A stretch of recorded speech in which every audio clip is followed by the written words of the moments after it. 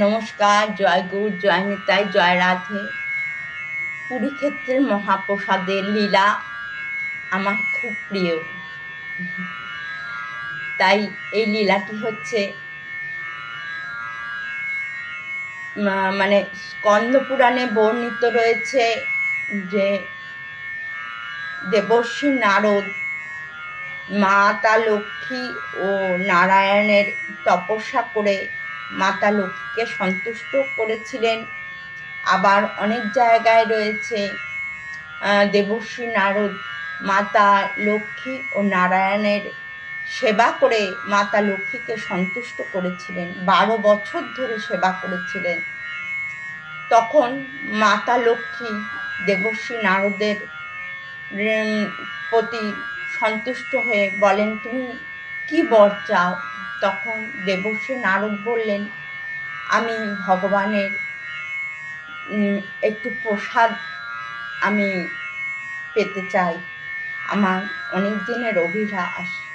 কিন্তু মাতা লক্ষ্মীকে বিষণ্ণ দেখে নারায়ণ জিজ্ঞাসা করলেন, প্রভু নারায়ণ, যে কি হয়েছে, তোমাকে এত বিষণ্ণ দেখাচ্ছে কেন?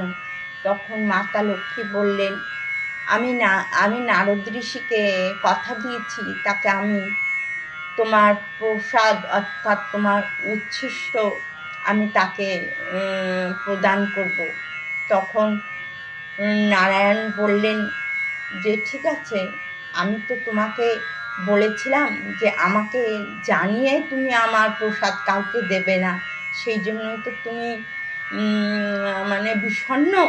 তা আমি এখন বলছি, আমাকে না জানিয়ে তো আমি দিতে বারণ করিনি, তুমি আমাকে না জানিয়ে আমার উচ্ছিষ্ট প্রসাদ তুমি নারদকে দেবে। তখন মাতা লক্ষ্মী সেই নারায়ণের প্রসাদ, এক মুঠো প্রসাদ নারদকে দেন। নারদ সেই প্রসাদ পেয়ে পরমানন্দে সেই প্রসাদ তিনি খেয়ে তিনি এত আনন্দ পান যে তিনি নৃত্য করতে করতে কৈলাসে পৌঁছে গেছেন। এবং তার নৃত্য দেখে বাবা মহাদেব তাকে প্রশ্ন করেন তার নৃত্যের কারণ কি। তখন তিনি জানান যে আমি নারায়ণের প্রসাদ লাভ করেছি আজকে। তখন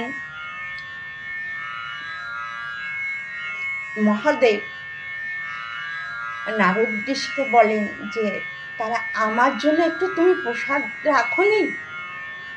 তখন নারদ ঋষি হাত ধুতে, প্রসাদ খেয়ে তিনি হাত ধুতে ভুলে গেছিলেন, সেই হাতের নখের কোনায় এক কোনা প্রসাদ লেগেছিল। তখন মহাদেব সেই প্রসাদটুকুই নিয়ে তিনি গ্রহণ করেন এবং সেই প্রসাদ গ্রহণের ফলেও মহাদেবের মনে এতটাই আনন্দের উদয় হয়েছিল যে তিনি তাণ্ডব নৃত্য শুরু করলেন। তখন মাতা পার্বতী তার এই তাণ্ডব নৃত্যের কারণ জানতে চাইলেন।